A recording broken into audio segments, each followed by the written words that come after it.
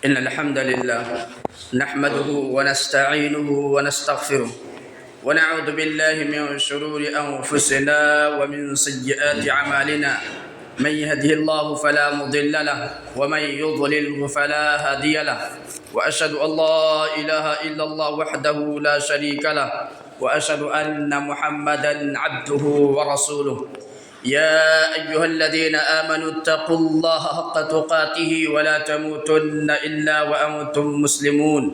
يا أيها الناس اتقوا ربكم الذي خلقكم من نفس واحدة وخلق منها زوجها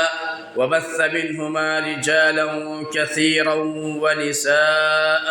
واتقوا الله الذي تساءلون به والأرحام إن الله كان عليكم رقيبا. يا أيها الذين آمنوا اتقوا الله وقولوا قولا سديدا يصلح لكم أعمالكم ويغفر لكم ذنوبكم، ومن يطع الله ورسوله فقد فاز فوزا عظيما. أما بعد فإن خير الحديث كتاب الله، وخير الهدي هدي محمد صلى الله عليه وسلم، وشر الأمور محدثاتها، وكل محدثة بدعة، وكل بدعة ضلالة، وكل ضلالة في النار. قال الله سبحانه وتعالى في كلامه المجيد: قاف والقرآن المجيد بل عجبوا أن جاءهم منذرهم منهم فقال الكافرون هذا شيء عجيب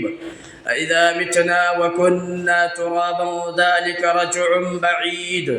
قد علمنا ما تنقص الأرض منهم وعندنا كتاب حفيظ بل كذبوا بالحق لما جاءهم فهم في أمر مريج. وقال الله تبارك وتعالى في مقام آخر: وإذ قال إبراهيم رب اجعل هذا بلدا آمنا وارزق أهله من الثمرات من آمن منهم بالله واليوم الآخر. حضرات گرامی و حاضرین جمعہ، اللہ سبحانہ و تعالیٰ کا بے پایا فضل و احسان ہے کہ جس کی توفیق و اعانت سے ہم اور آپ اس مقدس گھر میں حاضر اور اکٹھا ہوئے ہیں۔ بعد درود و سلام ہو ان تمام انبیاء علیہم السلام پر، بالخصوص ہمارے آخری نبی جناب محمد عربی صلی اللہ علیہ وسلم پر، جنہوں نے اللہ رب العالمین کا پیغام کما حقہ امت تک پہنچا دیا۔ میرے اسلامی بھائیوں، آج کے اس خطبہ جمعہ کے اندر جس ٹاپک و عنوان پر کچھ باتیں آپ حضرات کے سامنے رکھنے کی کوشش کی جائے گی وہ ہے امن و امان کی اہمیت اور اس کے اسباب۔ میرے اسلامی بھائیوں، امن و امان یہ اللہ رب العالمین کی طرف سے ایک بہت بڑی نعمت ہے۔ اتنی بڑی نعمت ہے کہ حضرت ابراہیم علیہ السلام اس نعمت کا مطالبہ اللہ رب العالمین سے کر رہے ہیں۔ جیسا کہ خطبہ مسنونہ کے بعد سورہ بقرہ کی ایک آیت آپ کے روبرو تلاوت کی ہے، اس کے اندر اللہ رب العالمین نے حضرت ابراہیم علیہ السلام کا واقعہ بیان کیا ہے کہ حضرت ابراہیم علیہ السلام اللہ رب العالمین سے امن و امان کا مطالبہ کر رہے ہیں، اللہ رب العالمین سے امن و امان کی دعا کر رہے ہیں۔ اللہ رب العالمین نے فرمایا کہ وَإِذْ قَالَ إِبْرَاهِيمُ رَبِّ اجْعَلْ هَذَا بَلَدًا آمِنًا، اور جب ابراہیم علیہ السلام نے اپنے رب سے دعا کی کہ اے میرے رب اس شہر مکہ کو امن و امان والا شہر بنا دے، وَارْزُقْ أَهْلَهُ مِنَ الثَّمَرَاتِ، اور یہاں کے باشندوں کو پھلوں کا رزق عطا فرما، من آمن منہم باللہ والیوم الآخر، جو ان میں سے اللہ پر اور آخرت کے دن پر ایمان رکھتے ہوں۔ آپ اس آیت پر ذرا غور کریں کہ حضرت ابراہیم علیہ السلام نے اللہ رب العالمین سے دو چیزوں کا مطالبہ کیا اور دو چیزوں کی دعا کی۔ ان میں سے پہلی دعا حضرت ابراہیم علیہ السلام کی یہ تھی کہ اے اللہ اس شہر مکہ کو امن و امان والا شہر بنا دے، اور اسی طریقے سے یہاں کے جو باشندے ہیں اور جو اللہ پر اور آخرت کے دن پر ایمان رکھتے ہیں، اے اللہ تو اسے پھلوں کا رزق عطا فرما۔ اور اللہ رب العالمین نے حضرت ابراہیم علیہ السلام کی اس دعا کو قبول فرمائی، اور پورا مکہ کو اللہ تبارک و تعالیٰ نے امن والا قرار دیا، اور حرم کے اندر اللہ تبارک و تعالیٰ نے امن کا گہوارہ اس طرح بنا دیا کہ وہاں سے کوئی پیڑ وغیرہ کاٹ بھی نہیں سکتے، وہاں شکار بھی نہیں کر سکتے ہیں، وہاں جنگ و جدال بھی کرنا حرام ہے۔ اس طرح اللہ تبارک و تعالیٰ نے امن والا شہر بنا دیا اور امن والی جگہ بنا دیا۔ اسی لیے میرے اسلامی بھائیوں، امن و امان یہ اللہ رب العالمین کی بہت بڑی نعمت ہے، اتنی بڑی نعمت ہے کہ اللہ تبارک و تعالیٰ نے کفار مکہ پر اس نعمت کا احسان جتلایا ہے کہ اللہ تبارک و تعالیٰ کا یہ بہت بڑا احسان ہے تم پر کہ اللہ رب العالمین نے اس شہر مکہ کو امن والا شہر بنا دیا ہے، جبکہ اس کے ارد گرد جو جگہیں ہیں وہاں بد امنی ہے، وہاں پہ لوگ خوف و ہراس میں جی رہے ہیں، وہاں لوگوں کے مالوں کو لوٹ لیا جاتا ہے، عزتوں کو لوٹ لیا جاتا ہے، اور اسی طریقے سے نہ وہاں جان محفوظ ہے، نہ عزت محفوظ ہے، نہ مال و دولت محفوظ ہے، اور وہاں پہ لوگوں کو غلام بنا لیا جاتا ہے، جبکہ اللہ تبارک و تعالیٰ نے تمہارے اس شہر کے اندر امن اس طرح قائم کر دیا ہے کہ تم خوف و ہراس کے بجائے امن کے ساتھ اور سکون کے ساتھ زندگی گزارے گے۔ اللہ رب العالمین نے فرمایا اولم یروا انا جعلنا حرما آمنا، کہا کیا ان لوگوں نے نہیں دیکھا، کیا کفار مکہ مشرکین مکہ نے نہیں دیکھا کہ ہم نے اس جگہ کو امن و امان والا بنا دیا، وَيُتَخَطَّفُ النَّاسُ مِنْ حَوْلِهِمْ، جبکہ اس کے ارد گرد والے لوگ خوف و ہراس میں جی رہے ہیں، انہیں اچک لیا جا رہا ہے، ان کی جان اور ان کی عزت خطرے میں ہے۔ أَفَبِالْبَاطِلِ يُؤْمِنُونَ وَبِنِعْمَةِ اللَّهِ يَكْفُرُونَ، یہ اللہ تبارک و تعالیٰ نے انہیں اتنی بڑی نعمت سے نوازا ہے، اس نعمت کا تقاضا تو یہ تھا کہ وہ تنہا اللہ رب العالمین کی عبادت کرتے، اس نعمت کا تقاضا یہ تھا کہ وہ خالص اللہ رب العالمین کی عبادت کرتے اور اللہ رب العالمین کی نعمت کی قدر کرتے، اللہ رب العالمین کی نعمت پر شکر ادا کرتے۔ لیکن اتنی بڑی نعمت ملنے کے باوجود ان لوگوں کی ناشکری دیکھیے کہ وہ لوگ اللہ رب العالمین کو چھوڑ کر کسی اور کی عبادت کر رہے ہیں، اللہ رب العالمین کو چھوڑ کر کے کسی اور کے پوجا پاٹ کر رہے ہیں، کسی اور کی پرستش کر رہے ہیں۔ اسی لیے اللہ رب العالمین نے قریش مکہ کو خصوصیت کے ساتھ مخاطب کر کے فرمایا تھا کہ اے قریش کے لوگوں، تم صرف اللہ رب العالمین کی عبادت کرو، اور ہونا یہی چاہیے کہ تلے تنہا اللہ رب العالمین کی عبادت کرو۔ کیوں؟ اس لیے کہ اللہ تبارک و تعالیٰ نے تمہیں خوف اور امن سے نجات دیا، تمہیں خوف کسی چیز کا نہیں ہے، اور اسی طریقے سے اللہ رب العالمین نے تمہیں بھوک، کہا اللہ رب العالمین نے سورہ قریش کے اندر فَلْيَعْبُدُوا رَبَّ هَذَا الْبَيْتِ، چاہیے ان لوگوں کو کہ اس خانہ کعبہ کے رب کی عبادت کرے، الَّذِي أَطْعَمَهُم مِّن جُوعٍ، جس نے انہیں بھوک کے مرحلے میں کھانا کھلایا، وَآمَنَهُم مِّن خَوْفٍ، اور خوف اور ڈر سے اسے امن دلایا۔ معلوم یہ ہوا کہ امن و سکون یہ اللہ رب العالمین کی طرف سے بہت بڑی نعمت ہے۔ جس معاشرے کے اندر امن ہو، جس معاشرے کے اندر سکون کا ماحول ہو، وہ معاشرہ بہت خوشحالی کے ساتھ زندگی گزارتا ہے، بہت شادمانی کے ساتھ زندگی گزارتا ہے۔ اسی لیے اللہ کے نبی علیہ السلام نے فرمایا، جیسا کہ سنن ترمذی اور ابن ماجہ کی روایت صحیح روایت ہے، امام البانی رحمہ اللہ اس روایت کو حسن قرار دیتے ہیں۔ اللہ کے نبی علیہ السلام نے فرمایا کہ جس انسان کو 3 چیزیں مل گئی، اس انسان کو اللہ تبارک و تعالیٰ نے تمام دنیا کی نعمت عطا کر دی۔ اللہ اکبر۔ ان میں سے ایک چیز اللہ کے نبی صلی اللہ علیہ وسلم نے ذکر کیا ہے، وہ امن و امان۔ کہا اللہ کے نبی علیہ السلام نے من اصبح منکم معافى فی جسدہ آمنا فی سربہ انہ قوت یومہ فکأنما حیزت لہ الدنیا، کہا کہ جو شخص اس حال میں صبح کرتا ہے کہ وہ تندرست ہے، فٹنس ہے، جو شخص اس حال میں صبح کرتا ہے کہ وہ تندرست ہے، فٹنس ہے، آمن فی سربہ، اور وہ اپنے آپ میں پرامن محسوس کرتا ہے، اپنے آپ میں پرامن محسوس کرتا ہے، عند قوت یومہ، اور ایک دن کا خوراک اس کے پاس موجود ہے، فکأنما حیزتہ الدنیا، تو گویا کہ اللہ تبارک و تعالیٰ نے اس کے لیے پوری دنیا کی نعمتوں کو اکٹھا کر دیا۔ اللہ اکبر۔ اگر کسی انسان کے پاس یہ تینوں چیزیں میسر ہو، مل گئے ہو، تو بتائیے اور کوئی چیز اسے چاہیے؟ بیماری کتنی بڑی اور کتنی خطرناک چیز ہے۔ جس انسان کے پاس بیماری ہوتے ہیں وہی جانتے ہیں کہ بیماری کتنی تکلیف دہ چیز ہے،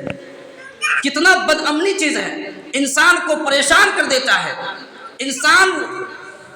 پریشان ہو جاتا ہے، تکلیف میں مبتلا ہو جاتا ہے بیماری کی وجہ سے۔ تو اللہ کے نبی علیہ الصلوۃ والسلام نے فرمایا کہ جس شخص کو اللہ تبارک و تعالیٰ نے صحت و تندرستی عطا فرمایا ہے، اور اسی طریقے سے جو شخص اپنے آپ میں پرامن محسوس کرتا ہے، گھر کا ماحول سکون کا ماحول ہو، اور معاشرے کا ماحول سکون کا ماحول ہو، اللہ رب العالمین کی عبادت جس طرح چاہے جیسے چاہے کر سکتا ہے، کسی چیز کا خوف نہیں، کسی چیز کا ڈر نہیں، اور اسی طریقے سے ایک دن کا خوراک اس کے پاس موجود ہو، تو پیارے نبی علیہ الصلوۃ والسلام نے فرمایا کہ ایسے انسان کے لیے اللہ تبارک و تعالیٰ نے دنیا کی تمام نعمتوں کو اکٹھا کر دیا۔ اللہ اکبر۔ ان تمام نصوص سے یہ بات معلوم ہوئی کہ امن و امان یہ اللہ رب العالمین کی طرف سے بہت بڑی نعمت ہے، اور امن و امان یہ بہت بڑی دولت ہے۔ جہاں امن و امان ہو وہاں کے لوگ خوشحال ہوتے ہیں، وہاں کے لوگ مسرت اور شادمانی کے ساتھ زندگی گزارتے ہیں، اور یہ اللہ رب العالمین کی طرف سے بہت بڑی نعمت ہے۔ تو سوال یہ ہے کہ امن و امان کیسے پیدا ہوں گے؟ امن و امان ہم کیسے قائم کر سکتے ہیں؟ کیسے کسی معاشرے کو، کسی ملک کو، کسی سماج کو امن کا گہوارہ بنایا جا سکتا ہے؟ وہ کون سے اسباب ہیں، کون سے طریقے ہیں جس کو اپنا کر کے انسان امن و امان کے ساتھ زندگی گزار سکتا ہے، امن و امان کو قائم کر سکتا ہے؟ ان میں سے سب سے پہلی چیز جو ہے وہ یہ ہے ایمان۔ ایمان کے بغیر امن کا ماحول پیدا ہو ہی نہیں سکتا۔ اگر آپ معاشرے کے اندر امن چاہتے ہیں، سکون چاہتے ہیں، تو آپ کو پکا اور سچا مومن بننا پڑے گا۔ حقیقی معنوں میں آپ کو ایمان اور مومن بننا پڑے گا۔ اللہ رب العالمین نے قرآن کریم کے اندر فرمایا فمن آمن واصلح فلا خوف علیہم ولا هم یحزنون، کہ جن لوگوں نے ایمان لے آئے، جو ایمان کے جو 6 ارکان ہیں ان تمام ارکانوں پر ایمان لے آیا، اور ایمان لانے کے ساتھ ساتھ ان تمام ارکانوں کے تقاضوں کو پورا کر رہا ہے، واصلح، اور درستگی بھی کر رہا ہے، اپنے آپ کی بھی اصلاح کر رہا ہے، اور جو معاشرے کے اندر جو برائی ہے اس برائیوں کی بھی اصلاح کر رہا ہے، فلا خوف علیہم، تو نہ ان پر کوئی خوف ہے، ولا هم یحزنون، اور نہ وہ غمزدہ ہوں گے۔ معلوم یہ ہوا کہ اگر ہمارے پاس ایمان ہے، کون ایمان؟ جو ایمان رب کو مطلوب ہے، یہ نہیں کہ ہم ایمان بھی لے آئے ہیں اور شرک بھی کر رہے ہیں، ایمان بھی لے آئے ہیں بدعات و خرافات میں بھی مبتلا ہے، ایمان کے دعوے دار بھی ہے، نماز سے کوسوں دور ہے، ایمان کا دعویٰ بھی ہے، رشوت بھی کھا رہے ہیں، ایمان کا دعویٰ بھی ہے، سود بھی کھا رہے ہیں، ایمان کا دعویٰ بھی ہے، اور اسی طریقے سے غیبت و چغلی کر رہے ہیں، ایمان کا دعویٰ بھی ہے، حقوق العباد کی پاسداری نہیں کر رہے۔ یہ نہیں، ایمان وہ ہونا چاہیے جو رب کو مطلوب ہے۔ اگر وہ ایمان ہم لے آتے ہیں تو اللہ تبارک و تعالیٰ نے ہم کو یہ وعدہ دیا ہے کہ تم امن کے ساتھ زندگی گزارو گے اور تمہیں خوف و ہراس نہیں ستائے گی۔ مومنوں کی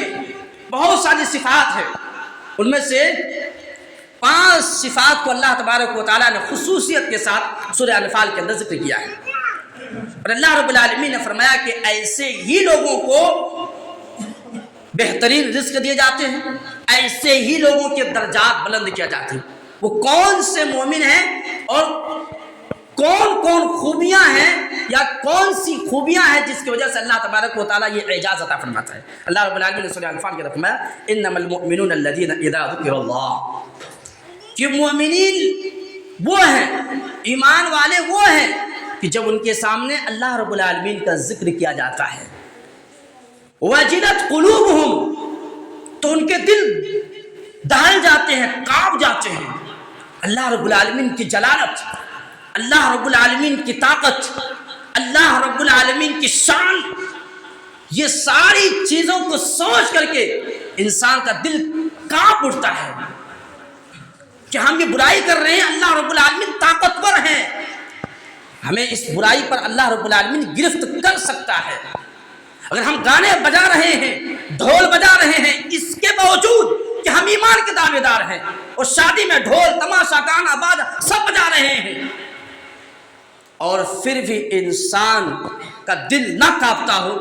تو پھر وہ ایمان کیا ہے؟ تو کہا انما المؤمنون الذین اذا ذکر اللہ، مومن تو وہ ہیں، حقیقی ایمان والے وہ ہیں کہ جب ان کے سامنے اللہ رب العالمین کا ذکر کیا جاتا ہے تو ان کے دل کانپ اٹھتے ہیں، دہل جاتے ہیں۔ وجلت قلوبہم واذا تلیت علیہم آیاتہ زادتہم ایمانا، اور جب ان کے سامنے اللہ رب العالمین کی آیات پڑھ کر کے سنا جاتے ہیں، شریعت کی بات بتائی جاتی ہے، قرآن و حدیث کی باتیں بتائی جاتی ہیں، تو ان کا ایمان بڑھ جاتا ہے، ان کا ایمان بڑھ جاتا ہے۔ قرآن کی بات سن رہے ہیں، حدیث کی باتیں سن رہے ہیں، قرآن میں یہ کہا رہا ہے کہ یہ چیز حرام ہے، نہیں کرنا چاہیے، شریعت کہتی ہے یہ چیز بہت بری ہے، اس کو نہیں کرنا چاہیے، انسان چھوڑ دے فوراً تو سمجھ جائے کہ اس کے اندر ایمان ہے۔ لیکن اگر انسان شریعت کی بات کو سن رہا ہے، یہ جان رہا ہے کہ یہ شریعت میں جائز نہیں ہے، یہ حرام ہے، پھر بھی وہ کام ترک نہیں کر رہا ہے، چھوڑ نہیں رہا، سمجھ لیجیے کہ صرف دعویٰ ایمان کا ہے، ایمان ہے نہیں۔ اور کہا وَعَلَىٰ رَبِّهِمْ يَتَوَكَّلُونَ، وہ صرف رب العالمین پر بھروسہ کرتے ہیں، صرف اللہ رب العالمین پر توکل کرتے ہیں۔ اسباب جو ہیں اسباب کو اختیار کرتا ہے اللہ رب العالمین نے، اسلام نے، شریعت نے جن اسباب کو اختیار کرنے کا حکم دیا ہے ان اسباب کو وہ اختیار کرتا ہے۔ جائز اسباب، بیمار ہے انسان، دوا علاج، یہ اسباب ہیں، اسباب کو اختیار کر رہا ہے، لیکن اسباب پر توکل نہیں کرتا کہ اس کے ہاتھ میں بڑی شفا رکھی ہے، اس کے پاس آپ جائیں گے نا تو شفا یاب ہو جائیں گے۔ ہاتھ میں شفا نہیں، شفا دینے والے ذات صفتاً تنہا اللہ رب العالمین کی۔ اسباب ہے، سبب ہے، دوا کھانا یہ ایک سبب ہے بیماری کو ٹھیک، لیکن آپ اس دوا پر توکل کر لیں، اس ڈاکٹر پر بھروسہ کر لیں اور یہ کہیں کہ بھائی اس کے ہاتھوں تو جادو ہے، بھائی وہ اگر وہ پھونک دے تو بالکل انسان اٹھ کر کے دوڑنے لگتا ہے۔ یہ سب چیزیں جو ہے کیا ہے؟ یہ اسباب پر بھروسہ کرنا ہے، توکل کرنا ہے، اور یہ ایمان کے منافی ہیں۔ تو اللہ رب العالمین نے کہا کہ مومنین کی صفت یہ ہے، خوبی یہ ہے کہ وہ صرف اللہ رب العالمین پر بھروسہ کرتے ہیں، اسباب اختیار کرتا ہے لیکن توکل صرف رب العالمین کی ذات پہ ہوتی ہے۔ اور کہا الذین یقیمون الصلاۃ، جب عقیدہ مضبوط ہو جاتا ہے اللہ رب العالمین کے سلسلے میں، جب انسان کا عقیدہ مضبوط ہو جاتا ہے تو پھر عقیدہ اور ایمان مضبوط ہونے کی جو تقاضے ہیں ان تقاضے کو پورا کرتا ہے۔ پہلا تقاضا کیا ہے؟ الذین یقیمون الصلاۃ، وہ نماز قائم کرتے ہیں، وہ نماز قائم کرتے ہیں جو کیا ہے؟ بدنی عبادت ہے، یعنی بدن کے ساتھ جو اللہ رب العالمین نے عبادت واجب و فرض قرار دیا ہے وہ نماز ادا کرتا ہے۔ وَمِمَّا رَزَقْنَاهُمْ يُنْفِقُونَ، اور مالی عبادت میں بھی پیچھے نہیں ہٹتا ہے۔ اللہ رب العالمین نے مال دیا، دولت دیا ہے، وہ اللہ رب العالمین کے راستے لٹاتا ہے، خرچ کرتا ہے۔ جہاں پہ خرچ کرنے کی جگہ ہے، مسجد بہت بہترین جگہ ہے خرچ کرنے کی۔ آپ دیکھ رہے ہیں کہ مسجد بہت سارے کام باقی ہیں، کوئی انسان آئے بھائی میرے طرف سے اتنا مسجد تعاون ہے، یہ کام کرا لیجیے، تو یہ مومن کی خوبی ہے، مومن کی صفت ہے کہ مومن جہاں دیکھتا ہے کہ یہاں خرچ کرنے کی ضرورت ہے، کام بہت دنوں سے چل رہا، کام کیوں نہیں ہو رہا پورا، کیا ریزن ہے؟ یا پیسے ختم ہو گئے، کیا ریزن پوچھا جائے، اور اگر پیسے کی ضرورت ہے تو فوراً وہاں مومن اس جگہ پہ خرچ کرنے کے لیے تیار ہو جاتا ہے۔ یہ اللہ تبارک و تعالیٰ نے مومنین کی صفات بیان کیا ہے۔ وَمِمَّا رَزَقْنَاهُمْ يُنْفِقُونَ أُولَٰئِكَ الْمُؤْمِنُونَ حَقًّا، اللہ رب العالمین فرمایا یہی حقیقی معنوں میں ایمان والے ہیں، یعنی جن کا ایمان مضبوط ہے، عقیدہ ٹھیک ٹھاک ہے، اور پھر ان ایمان کو، ان عقیدے کے تقاضوں کو پورا کرتا ہے بدنی عبادت کے ذریعے بھی، مالی عبادت کے بھی ذریعے بھی، تو اللہ تبارک و تعالیٰ نے فرمایا یہی حقیقی ایمان والا ہے، اور ان کا ایمان کا دعویٰ حقیقت میں صحیح ہے۔ لہم درجات عند ربہم، ایسے لوگوں کے لیے بلند درجات ہیں، ومغفرۃ، اور بخشش ہے، مغفرت ہے، ورزق کریم، اور پاکیزہ رزق ہے۔ کہ اللہ تبارک و تعالیٰ نے ایسے مومنین کے اعزاز بیان کیے کہ ان کے لیے بلند درجات ہیں، مغفرت ہے، بخشش ہے، اور بہترین رزق ہے۔ اسی طریقے سے میرے اسلامی بھائیوں، سچا ایمان اگر کسی انسان کے پاس ہے تو یقین جانیے کہ وہ امن کو حاصل کر لیتا ہے،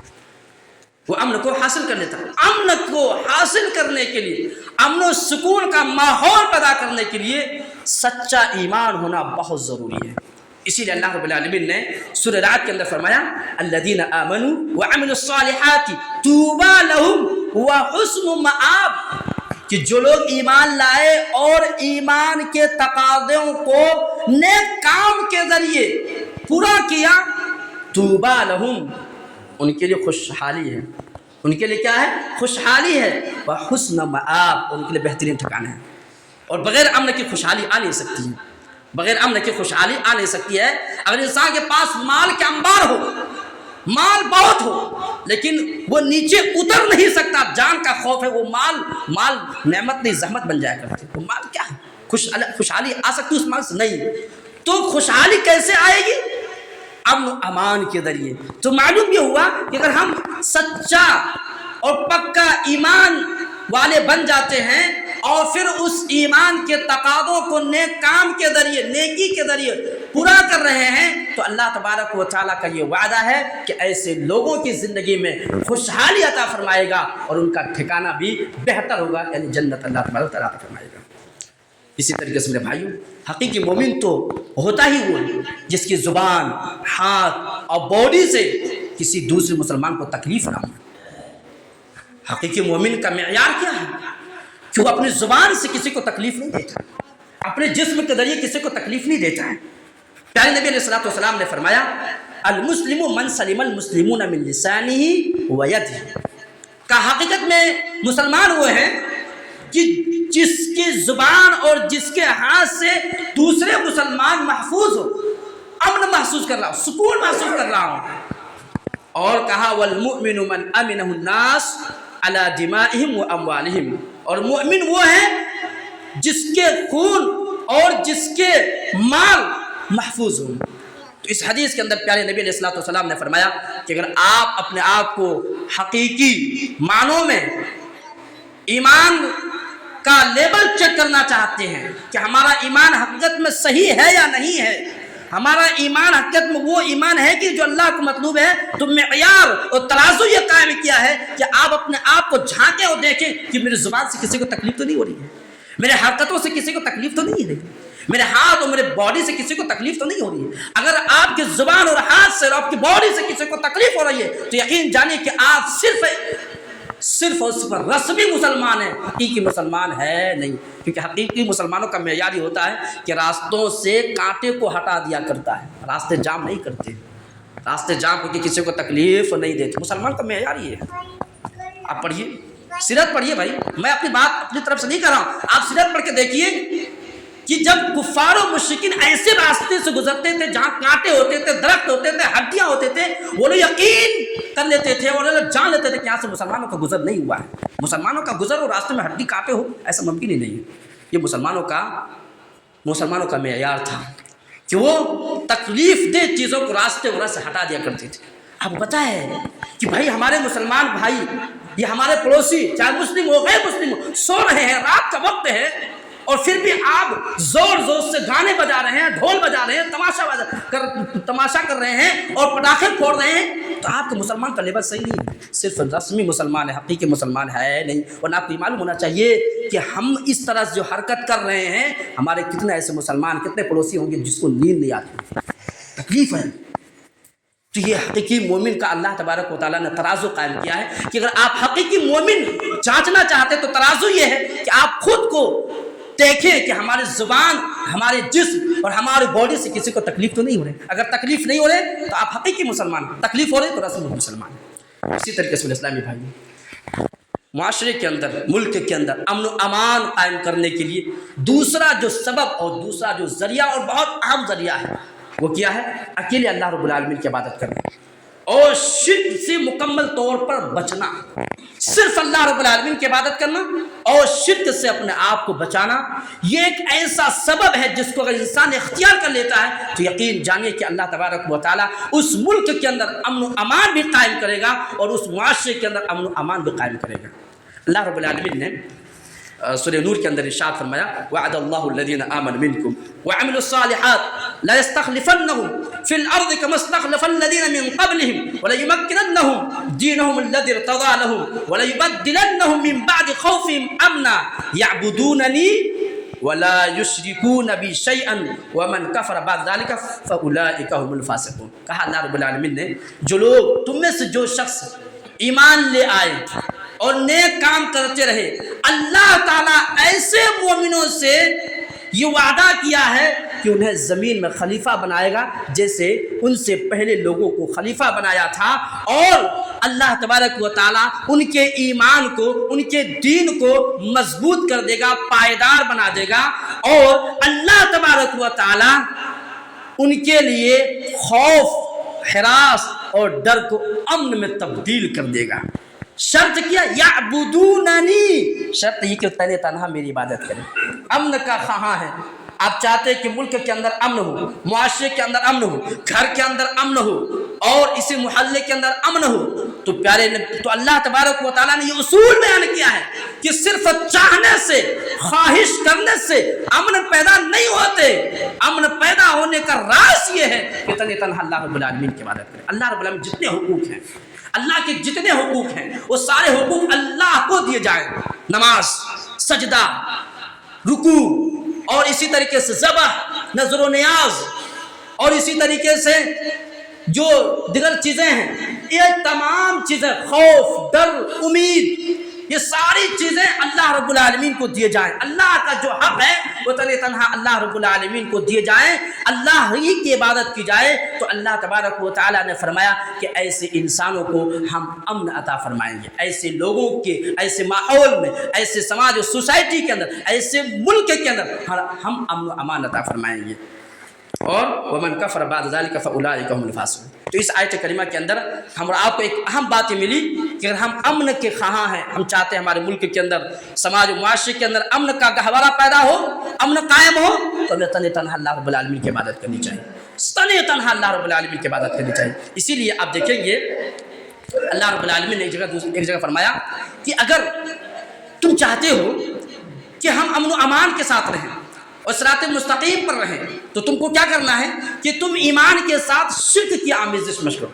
ایمان کے ساتھ شرک کی آمیزش نہ کرو. اگر ایسا کر رہے ہو تو یقین جانیے کہ امن تمہارا انتظار کر رہے ہیں، اور اسی طریقے سے ہدایت کے راستے پر تم خود بخود گامزن ہو جائے. اللہ رب العالمین نے فرمایا سورہ انعام کے اندر الذین آمنوا ولم یلبسوا ایمانهم بظلم اولئک لهم الامن وهم مهتدون،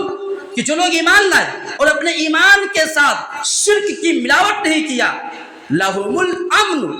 اولئک لہم الامن، ایسے ہی لوگوں کے لیے تو امن ہے، ایسے ہی لوگوں کے لیے امن ہے، وہم مہتدون، اور ایسے ہی لوگ ہدایت یافتہ ہیں. اسی طریقے سے میرے اسلامی بھائی، امن و امان چاہتے ہیں کہ ہمارے معاشرے اور سماج کے اندر امن و امان ہو، تو آپ رسول اللہ صلی اللہ علیہ وسلم کی اتباع کریں. رسول اللہ صلی اللہ علیہ وسلم کی زندگی کو اپنا آئیڈل بنائیں، نبی صلی اللہ علیہ وسلم کی حیات طیبہ کو اپنا آئیڈل بنائیں. لقد کان لکم فی رسول اللہ اسوۃ حسنہ، اللہ رب العالمین نے فرمایا تمہارے لیے بہترین آئیڈل، زندگی گزارنے کے لیے بہترین نمونہ نبی صلی اللہ علیہ وسلم کی زندگی ہے. ہر معاملات میں ہمارے یہاں ایک عجب لوگوں کے دماغ میں بیٹھا ہوا ہے، نماز میں رسول اللہ صلی اللہ علیہ وسلم کو دیکھا جا رہا ہے اور عبادت میں دیکھا جا رہا ہے، حج عمرہ میں اور دیگر چیزوں میں، لیکن جب شادی کی بات آتی ہے، شادی وغیرہ کی بات آتی ہے اور اسی طریقے سے دیگر چیزوں کی بات آتی ہے تو وہاں پہ نبی صلی اللہ علیہ وسلم کی سنت کو نہیں دیکھا جاتا. جبکہ ہر معاملات میں، چاہے وہ کوئی بھی معاملہ، ہر معاملات میں نبی صلی اللہ علیہ وسلم کی زندگی ہمارے لیے آئیڈیل ہے. اور اگر ہم نبی صلی اللہ علیہ وسلم کی زندگی کو آئیڈل بناتے ہیں، نبی صلی اللہ علیہ وسلم کے بتائے ہوئے طریقے پر چلتے، یقین جانیں کہ امن ہمارا انتظار کر رہی ہے، ہماری زندگی میں امن آئیں گے، ہمارے معاشرے کے اندر امن قائم ہوگا۔ اسی لیے اللہ رب العالمین نے فرمایا فَلْيَحْذَرِ الَّذِينَ يُخَالِفُونَ عَنْ أَمْرِهِ أَن تُصِيبَهُمْ فِتْنَةٌ أَوْ يُصِيبَهُمْ عَذَابٌ أَلِيمٌ۔ کہا کہ ان لوگوں کو ڈرنا چاہیے رسول اللہ صلی اللہ علیہ وسلم کی مخالفت سے، ان لوگوں کو رسول اللہ صلی اللہ علیہ وسلم کی مخالفت سے ڈرنا چاہیے، کہیں ایسا نہ ہو کہ ان پر کوئی فتنہ لاحق ہو جائے یا ان پر دردناک عذاب نازل ہو جائے۔ بھائی بد امنی یہ کیا کم عذاب ہے کہ کسی معاشرے کے اندر بد امنی کا ماحول پیدا ہو جائے؟ یہ بہت بڑا عذاب ہے۔ اگر آپ چاہتے ہیں کہ ہمارے معاشرے کے اندر امن و امان قائم ہو تو نبی صلی اللہ علیہ وسلم کی سنت کی اتباع کرنی ہی پڑے گی، نبی صلی اللہ علیہ وسلم کے بتائے ہوئے طریقے پر چلنا ہی پڑے گا۔ اور جس مہینے کی جتنی فضیلت ہے آپ اس مہینے کی اتنی ہی فضیلت سمجھیں، آگے نہ اس کو بڑھائیں نہ حذف کریں۔ رجب کا بھی جو مہینہ چل رہا ہے اس میں عام طور پر لوگ بڑے سارے بدعات و خرافات میں مبتلا ہیں، جبکہ احادیث کے اندر،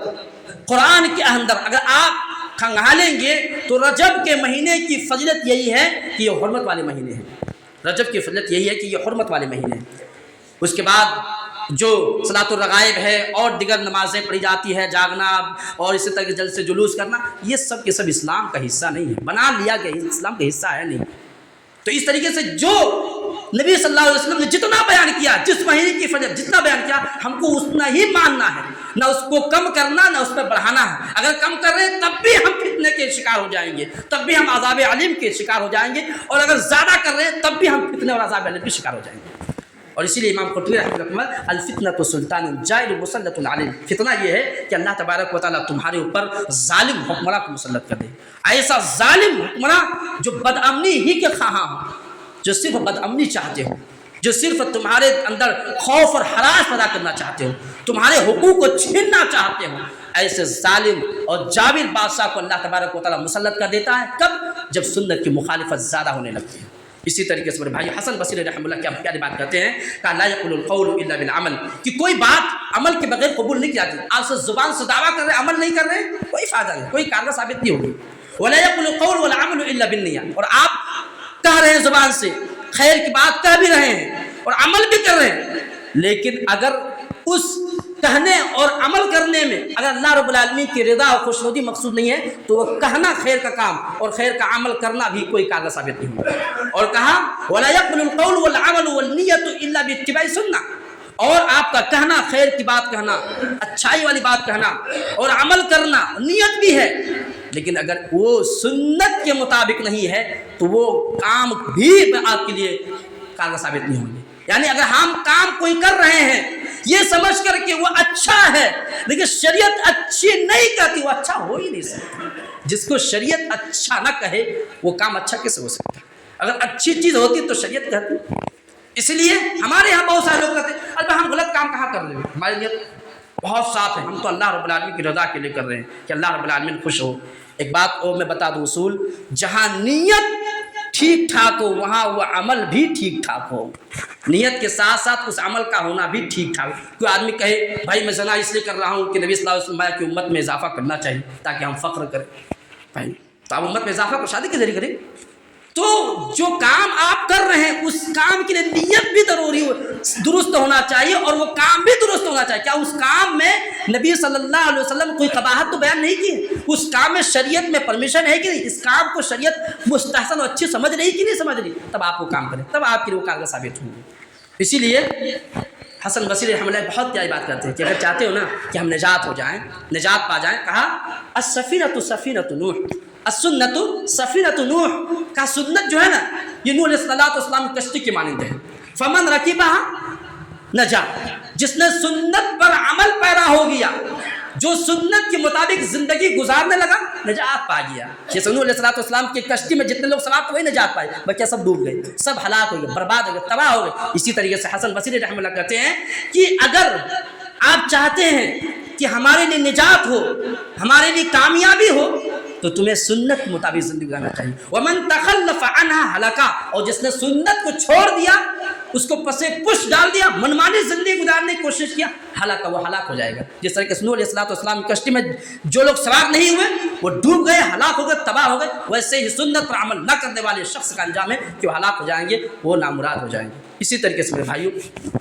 امن و امان کے بہت سارے اسباب ہیں، ان میں سے ایک یہ کہ انسان بھلائی کا حکم دے اور برائی سے روکے۔ اسی طریقے سے امن و امان پیدا کرنے کے لیے ایک سبب یہ بھی ہے کہ انسان کسی دوسروں کو تکلیف نہ دے، کسی دوسرے کو تکلیف نہ پہنچائے، ایذا نہ پہنچائے۔ اسی طریقے سے امن و امان پیدا کرنے کا ایک سبب یہ بھی ہے کہ بھائی چارگی کو فروغ دیا جائے، بھائی چارگی کو فروغ دیا جائے، اخوت و بھائی چارگی جو ہے اس کو عام کیا جائے، سلام کو عام کیا جائے۔ اخوت و بھائی چارگی کا جو سب سے بڑا ذریعہ ہے وہ ہے کہ اسلام سلام کیا جائے اور خوش دلی کے ساتھ سلام کیا جائے، مجبوری اور نجات کے لیے نہیں، بلکہ آپ خوش دلی کے ساتھ اس سے سلام کریں، مصافحہ کریں۔ اگر یہ تمام اسباب کو آپ اختیار کر رہے ہیں تو یقین جانیے کہ ملک کے اندر بھی امن و امان پیدا ہوں گے اور معاشرے کے اندر بھی امن و امان پیدا ہوں گے۔ ضرورت اس بات کی ہے کہ ہم اور آپ ان تمام اسباب کو اپنے زندگی کے اندر نافذ کریں تاکہ ہمارے معاشرے اور ملک کے اندر امن و امان کا گہوارہ بن سکے۔ اللہ تعالیٰ سے دعا ہے کہ اللہ تعالیٰ ہم تمام مسلمانوں کو ان تمام باتوں پر عمل کرنے کی توفیق عطا فرما۔ اللہ تعالیٰ ہم تمام مسلمانوں کو کتاب و سنت پر چلنے کی توفیق عطا فرما۔ اللہ تعالیٰ ہم میں سے جو مسلمان بھائی بیمار ہیں، پریشان ہیں،